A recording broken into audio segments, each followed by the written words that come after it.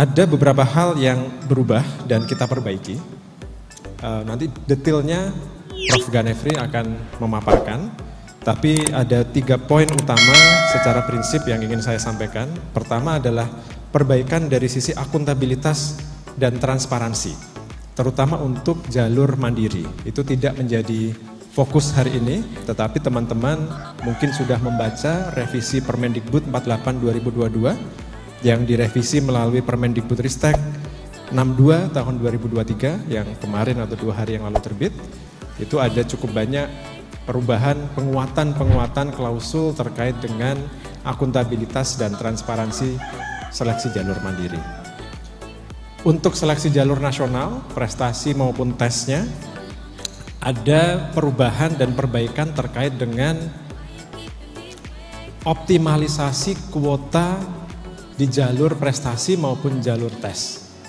Jadi ada perubahan ketentuan di mana calon mahasiswa yang sudah diterima di jalur prestasi itu tidak bisa lagi diterima atau mendaftar di jalur tes maupun jalur mandiri, dan yang sudah mendaftar ulang di jalur tes itu tidak bisa diterima di jalur mandiri. Ini dilakukan berdasarkan prinsip keadilan.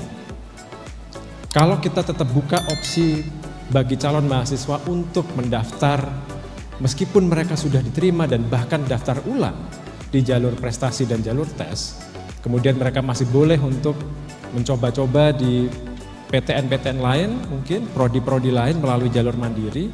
Ini kita memberi keistimewaan kepada calon mahasiswa yang punya privilege ekonomi yang berlebih. Yang dirugikan adalah calon mahasiswa yang nilainya itu di bawah ambang batas cut-off di jalur prestasi ataupun tes yang tidak diterima karena kita berasumsi bahwa sudah full kuotanya.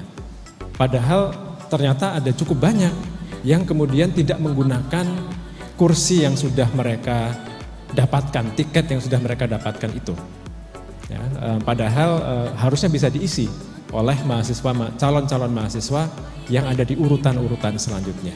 Jadi ini prinsipnya bukan hanya optimalisasi kuota, tetapi optimalisasi yang lebih berkeadilan. Kemudian ada juga perubahan dari sisi jumlah prodi yang bisa dipilih. Nanti saya yakin Prof. Ganefri akan menjelaskan lebih lanjut, tapi prinsipnya itu kita ubah. Satu, untuk memberi pilihan lebih luas pada calon mahasiswa, tapi yang kedua sekaligus untuk memberikan kesempatan pada calon mahasiswa memilih prodi-prodi vokasi terutama, baik D3 maupun D4-nya. Itu yang berubah. Nah, ada beberapa hal yang tetap sama, sebagian besar sama sebenarnya. Jadi kriteria untuk jalur prestasi maupun jalur tes, apa yang kita nilai di jalur prestasi, apa yang diteskan di jalur tes itu masih sama. Prinsipnya masih untuk jalur prestasi, kita ingin menghargai prestasi secara utuh. Karena itu kita menghitung nilai rapor semua mata pelajaran, nanti plus mata pelajaran tertentu yang cocok dengan prodi yang dituju atau prestasi-prestasi lain yang relevan.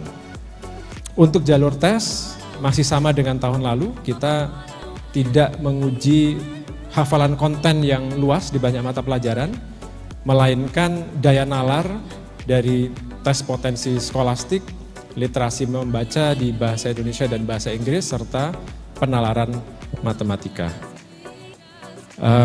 Dan ini selaras sekali dengan arah perubahan kurikulum dan pembelajaran di tingkat pendidikan dasar dan menengah, yang mengarah pada penguatan karakter dan kompetensi, bukan keluasan materi.